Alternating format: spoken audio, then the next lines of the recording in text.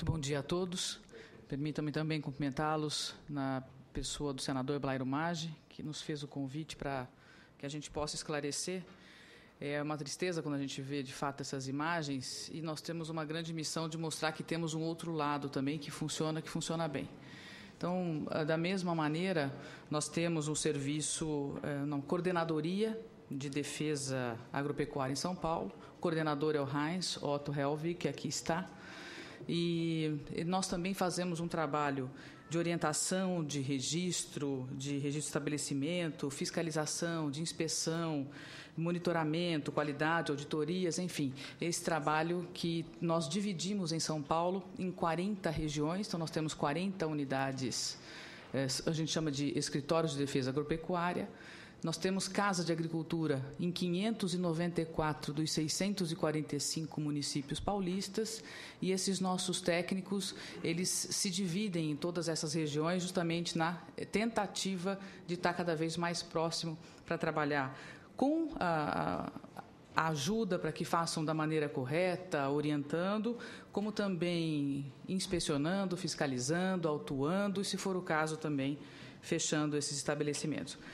E dentro dessa categoria que nós temos de CISP, que é a Inspeção Paulista, são 621 estabelecimentos, sendo aqueles de carnes e derivados, que é o objeto maior dessa nossa reunião de hoje, são 304 os estabelecimentos que ficam sobre a nossa inspeção e fiscalização.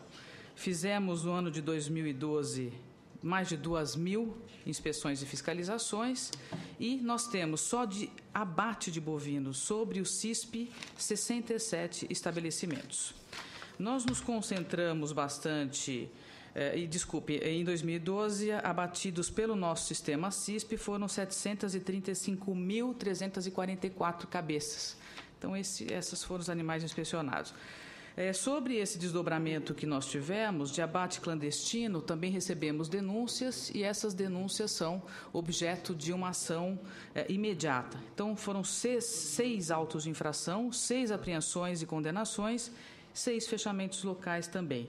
Da mesma forma, a produção clandestina, aquela que é feita também sem nenhum controle, sem registro, sem que nos comuniquem, também foram outros 5 autos de infração, apreensões, condenações e também fechamento de todos esses locais. Fiscalizações volantes também fazemos, também emitindo da mesma maneira apreensão, e nós instalamos em São Paulo, a partir do ano passado, a eGTA, GTA eletrônica, e que também tem permitido um controle muito maior já era feito tudo isso, mas de uma forma ainda manual. Agora nós temos um sistema eletrônico que facilita bastante toda essa movimentação, sabermos de onde vem, para onde vai, para que a gente possa ter também um controle sanitário maior. Em vista do convite que recebi do senador, nós nos ativemos muito à matéria que foi exibida no Fantástico. Parece que esse material que para cá veio é um material bruto. A matéria que foi exibida fazia referência a 3 municípios paulistas, que é Jericoara, Braúna e Parapuã. Da mesma maneira como já foi colocada pelos colegas do Estado do Mato Grosso, são 3 frigoríficos que ficam sobre inspeção municipal. No caso de Jericoara, foi interditado depois da reportagem pela Prefeitura Municipal, e o delegado municipal solicitou que a nossa Coordenadoria de Defesa Agropecuária fizesse uma ação ali local, e nós, então, estamos atuando ali a pedido do delegado municipal. Em Braúna, o abate também foi interditado pela Prefeitura Municipal, também um frigorífico sob serviço de inspeção municipal, e a CDA fará a fiscalização, desta vez solicitado pela própria Promotoria Pública, que nos pediu a intervenção lá. E em Parapuã, também foi interditado pela Prefeitura Municipal, mas ainda não houve, por parte de nenhum outro órgão, uma solicitação para que a gente pudesse fazer uma atuação ali mais direta, uma vez que somos vedados pelo artigo 6º da Lei 1283, de 50, e depois modificada pela Lei de 89. E acho que mais importante do que isso, também já foi muito bem colocado aqui pela Cristiane, esse nosso trabalho, ele é também um trabalho de de orientação, é um trabalho de educação, é um trabalho que a gente tem que fazer e conscientizar as pessoas também para que não adquiram esse tipo de mercadoria. A gente sabe que isso acontece, é um trabalho insano, né? Você parece que pega um e aparecem dois, então a gente vive queijinho vendido na sacola, leitinho puro, forte, que vem na garrafinha PET de Coca-Cola, que alguém deu uma lavadinha nela e vende, tem quem compre. Isso é que é o pior. E isso só acontece porque falta, de fato, um trabalho muito maior, que é de educação mesmo. Então, as pessoas precisam ser melhor informadas do risco que correm a partir do momento que ingerem um leite cru ou um queijo que você não sabe a origem dele. Ele pode ser muito gostosinho, é cheio de buraquinho. Depois os nossos veterinários podem dizer exatamente o que tem dentro desses buraquinhos. Então, é uma coisa bastante delicada.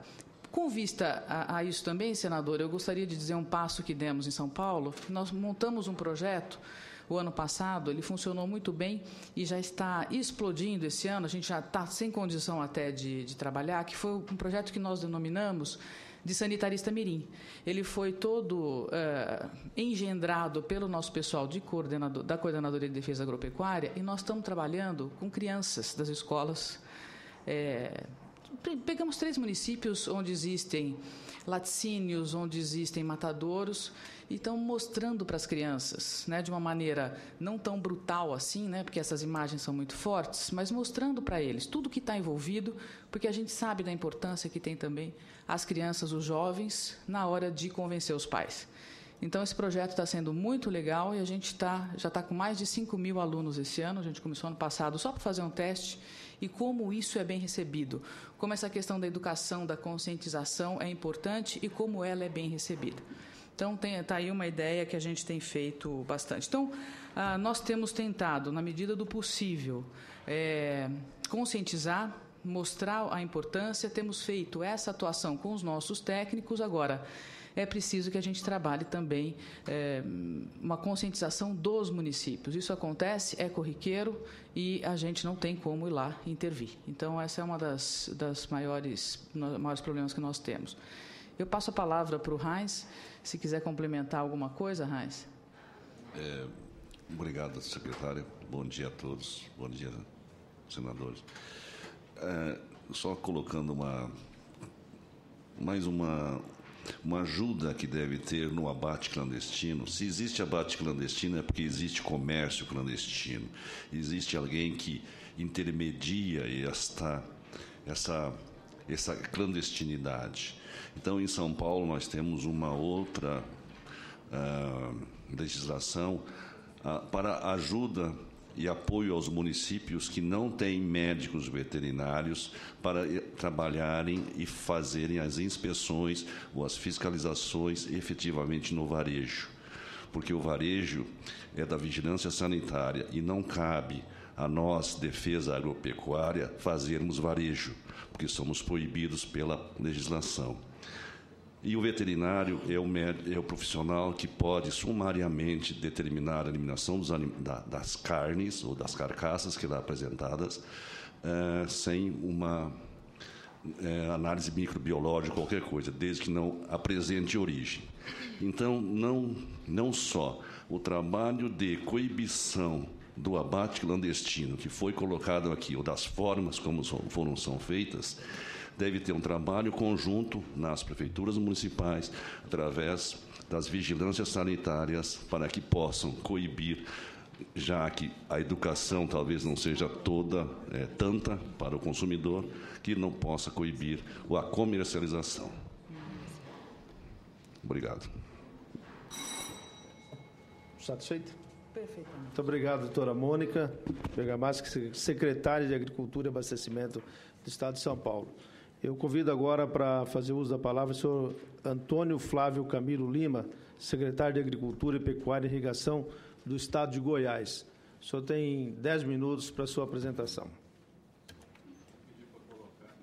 Pedir para colocar em apresentação, por favor. Bom, primeiro agradecer ao senador Blairo Maggi pelo convite. Acho que essa é uma oportunidade que os secretários e também agentes de defesa aqui presentes têm para apresentar o seu trabalho, mas principalmente para dirimir as eventuais dúvidas que possam ocorrer num tema tão importante como esse. Tá. Alguns dados sobre Goiás. Nós temos um estado produtor de carne, grande produtor de carne, referência, uma das referências nacionais, com mais de 21 milhões de cabeças, um dos grandes exportadores brasileiros de carne, e que essa posição realmente chama a atenção, em especial do governo do estado, das entidades de produtores, no que diz respeito à sanidade do nosso rebanho, à qualidade da carne que é produzida, uma vez que, de uma certa forma, nossa economia depende muito dessa atividade para o desenvolvimento, em especial nos 246 municípios que compõem o nosso estado. E quem cuida desses abates na inspeção estadual é a Agência de Defesa Agropecuária, a Agrodefesa, da qual nós vamos apresentar os trabalhos em seguida. Nós temos 236 agentes trabalhando dioturnamente nesse serviço de inspeção estadual. É importante destacar também que temos hoje uma agrodefesa estruturada e desde janeiro de 2011 nós temos 236 municípios já ligados online, são 246, desses 246, 236 estão ligados à agrodefesa via internet e a emissão de GTA é totalmente eletrônica em todo o estado de Goiás desde janeiro de 2011. E nessa agrodefesa nós temos 238 unidades operacionais, ou seja, apenas 8 municípios não têm escritórios da agrodefesa, mas por estarem próximos a escritórios maiores, que muitas vezes não justifica a instalação de unidades menores. 18 postos fixos e, ao todo, 470 médicos veterinários trabalhando na sanidade animal. E, como eu disse anteriormente, dos 246 municípios, 238 estão ligados diretamente à agrodefesa. O sistema de informática hoje permite à direção da agrodefesa acompanhar online todos os abates, todas as ações sanitárias, todos os eventos que estão ocorrendo. Isso é instantâneo. Temos lá uma mesa de monitoramento, uma central de monitoramento, em que permite não apenas o presidente da entidade, da agência, mas também a direção da área de fiscalização estar acompanhando cada movimento em cada município do estado de Goiás. É um sistema bastante avançado de acompanhamento online de informações. Isso nos dá uma segurança muito grande, porque a defesa, quanto mais ágil ela é, mais eficiente ela se torna. E com essa agilidade de informações, certamente, nós temos uma defesa cada dia melhor e que proporciona não apenas ao produtor, mas ao cidadão que consome a carne inspecionada em Goiás, uma absoluta segurança. Além disso, naturalmente, tem aí todo um trabalho dedicado a análises laboratoriais dos produtos que são inspecionados. Temos uma ação específica de inspeção estadual, uma vez que a legislação permite que municípios façam também a fiscalização daquelas unidades que são municipalizadas, e os exemplos que foram apresentados são, naturalmente, em Goiás, daqueles frigoríficos, daquelas unidades que não estão sob a inspeção da agrodefesa, do serviço estadual. Inclusive, numa das falas de um dono de um pequeno frigorífico, ele diz que transferiu a jurisdição para o município exatamente para fugir da ação da agrodefesa, uma vez que ele havia sido fechado ou autuado algumas vezes, e com as ações da própria agrodefesa seria impossível a continuidade do seu trabalho e do seu estabelecimento.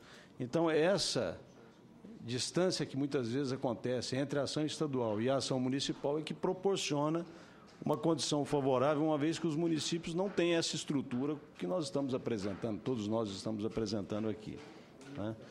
E é natural que esse trabalho também não fique apenas na carne bovina, se estende a todos os demais segmentos da alimentação, pescados, lácteos, enfim, todos os produtos que dizem respeito à fiscalização de defesa agropecuária. E também, naturalmente, nas agroindústrias da agricultura familiar, que é uma preocupação, inclusive, não apenas econômica, mas social, que nós temos que ter. Uma maneira de viabilizar essa atividade, porque Goiás tem mais de 80 mil agricultores nessa condição e que precisam de renda. Então, nós vamos ter que conciliar não apenas a questão da fiscalização da sanidade, né, da segurança alimentar e também nutricional, mas também com a sobrevivência desses agricultores, que são importantes em aspectos econômicos, mas muito importantes de forma social. Aqui são algumas características do Estado. O Estado ainda grande, 340 mil quilômetros quadrados, faz divisa com inúmeros estados brasileiros, cada um com características distintas, mas é exatamente por termos muitas divisas que precisamos estruturar, como fizemos e está aí apresentado, uma agrodefesa forte e segura. Como eu disse, 238 municípios estão presentes, 3 laboratórios, 18 postos de fiscalização que são fixos, 16 volantes, 259 agrônomos ou florestais, 470 médicos veterinários, 26 zootecnistas, 1 engenheiro de alimentos, 236 agentes de fiscalização e mais de 500 pessoas envolvidas, dando suporte administrativo, apoio logístico a todas essas ações. Essas regiões que foram divididas do Estado demonstram as unidades da agrodefesa, que são as regionais da agrodefesa. Cada regional dessa tem um grupo de municípios jurisdicionados a ela. Eu não vou entrar nesse detalhe. Como eu já tinha dito, a ligação direta que permite esse acompanhamento. E essa ação de inspeção e fiscalização, ela atinge 264 estabelecimentos que são inspecionados por esse trabalho da agrodefesa. Então, é quase um por município, ou mais de um por município em média, né? Aí são o número de inspeções periódicas, que são identificadas da forma técnica de se fazer isso, e a coleta de amostras, que é feita exatamente para assegurar, de fato, a qualidade do produto.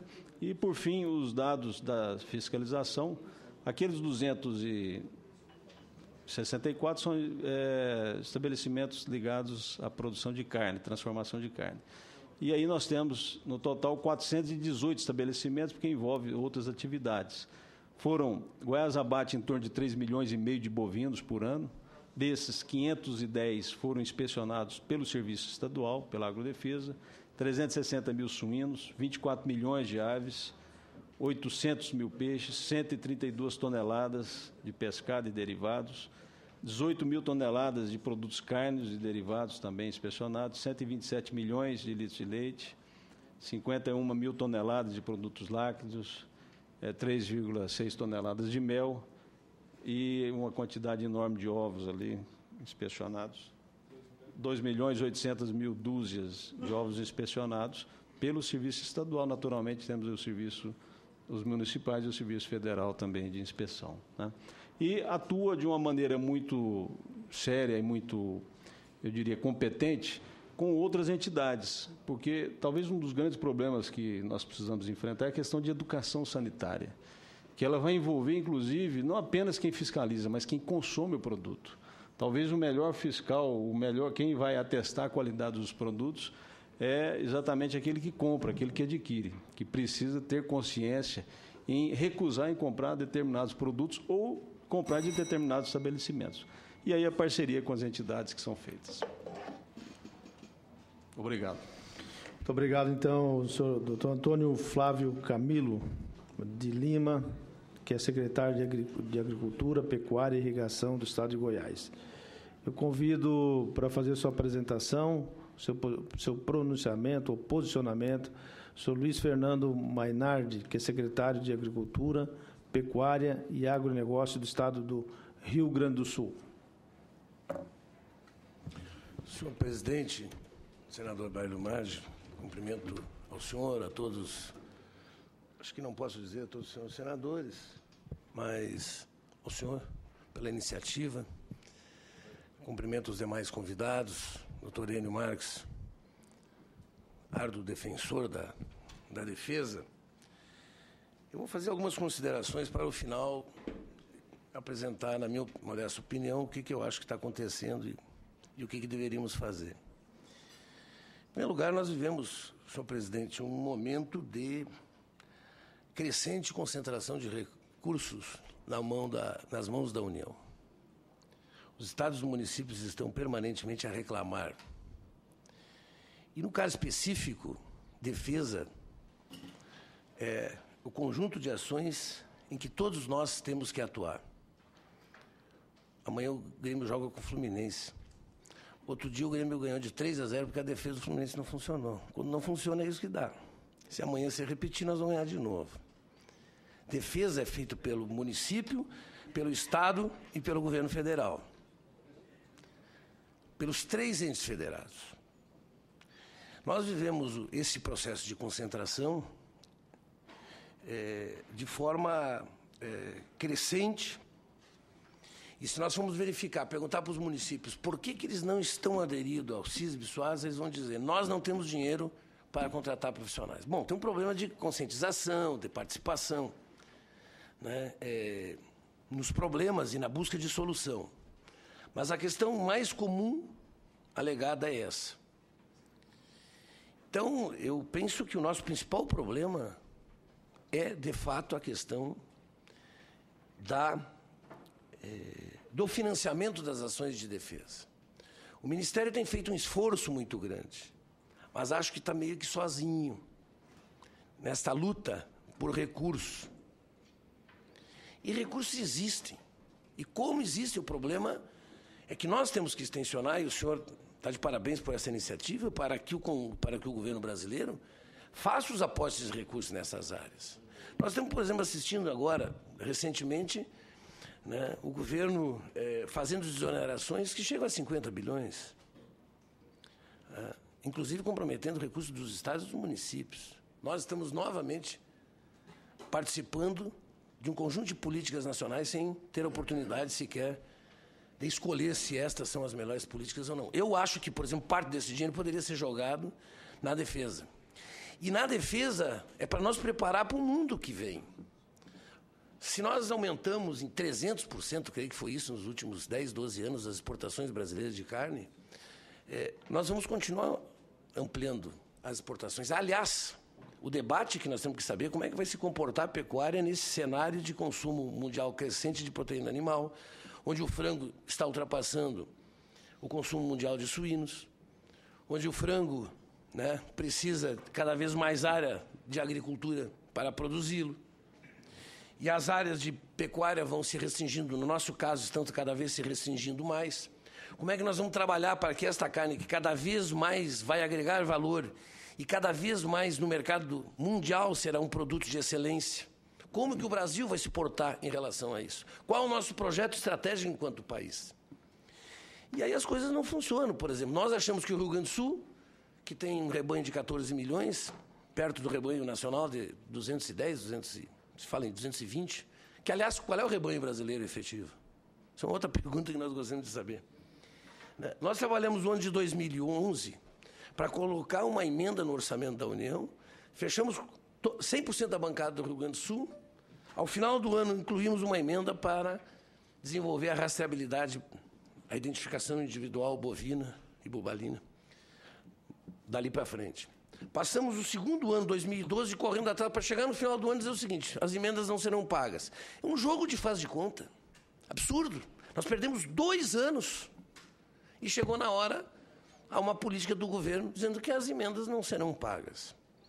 A bancada havia se comprometido de fechar, durante 5 anos, 20 milhões para nós implantarmos um sistema eficiente, moderno, para que a gente pudesse concluir o trabalho que estamos fazendo de modernização da defesa como um todo, criando produtor online, criando condições de que a gente pudesse nos apresentar perante os consumidores mais exigentes do mundo inteiro com a rastreabilidade, porque essa é uma condição para que a gente possa ter um trabalho de gestão nas propriedades, para que a gente possa mostrar o que nós estamos produzindo a partir da sua história, da sua origem, de onde, por onde passou, que raça, como é que foi o abate, que sistema foi criado, produzido e assim por diante.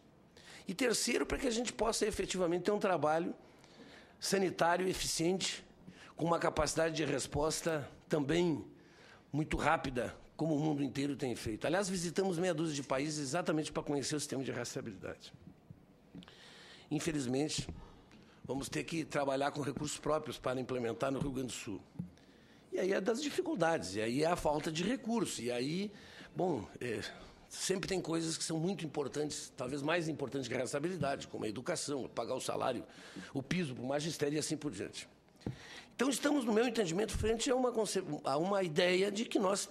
Bom, ou nós assumimos essa questão da defesa como estratégica para o Brasil, e é por isso que o Senado está de parabéns, senhor, especialmente, senador Bairro, de trazer esse tema, ou nós não vamos nos preparar adequadamente para o futuro da pecuária brasileira. Eu penso que a rastreabilidade é o único caminho que pode nos levar à diminuição, se não praticamente à exclusão, ao fim do abate clandestino.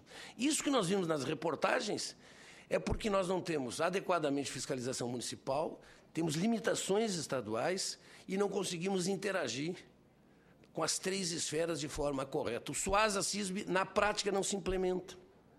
Se ele tivesse implementado e as equivalências tivessem sido estabelecidas, nós não teríamos visto aquilo ali. E nós não conseguimos fazer isso porque nós não conseguimos dar um apoio para o município, trazer o município. Ele é autônomo, ele é independente, ele adere se quiser. Agora, se nós tivermos, não só uma capacidade de persuasão, de convencimento, mas também de convencimento a partir de doarmos, de darmos, de patrocinarmos, de viabilizarmos iniciativas municipais, nós traríamos os municípios. A rastreabilidade é condição, no meu entendimento, que é a segunda medida, porque ela não tem como um animal sumir de um sistema de informação. E ele some, hoje some. No Rio Grande do Sul nós temos um abate de 2,5 milhões de animais, porque se nascem 2,5 por ano e o nosso rebanho continua estável, não vai para o Uruguai, porque lá tem rastreabilidade. Se pegar um animal não identificado, alguém vai para a cadeia. E o animal vai para o abate sanitário. Para a Argentina não vai. O que nós corremos e nós preocupamos e nós somamos à União foi no sentido de nos proteger do problema da aftosa com o Paraguai. Temos problema em relação à venda de gado, mas aí sai a venda para outros estados com as raças produzidas, com raças europeias, britânicas, lá no Rio Grande do Sul, com animal de qualidade que estão indo para confinamentos em outros estados. Mas isso está dentro das normas. Temos problema com a exportação, e o senhor, que é presidente da ONG Amigos da Terra, quando nós exportamos gado, e só de uma vez, só morreram 300 terneiros de fome, e mais, dizem alguns, mais de 1.000 dentro de um navio de fome. Isso acontece. E nós nos tornamos impotentes porque essa exportação ela ajuda a regular o preço do mercado, o que é um absurdo, porque exportar gado em pé é exportar emprego, é ICMS e deixa de alimentar toda a cadeia. Aliás, o Rio Grande do Sul hoje deve estar com, creio que 45% da capacidade ociosa dos nossos frigoríficos, por falta de animais. E estamos exportando. Não temos uma política nacional que a gente pudesse segurar a exportação da nossa riqueza. E exportar nessas condições absolutamente comprometedoras do ponto de vista do bem-estar animal. Então, a sugestão, presidente, que eu deixo é de que, em primeiro lugar, a gente comece a trabalhar o caminho da rastreabilidade como condição de se fazer um trabalho sanitário de qualidade, de dar respostas, de trabalhar a gestão da propriedade e de estarmos atentos às exigências do mercado mundial. Segundo, que a gente rediscuta o CISB-SUASA, no sentido de trazer os municípios para o debate, levando recursos até os municípios, convencendo a partir exatamente do apoio que eles precisam.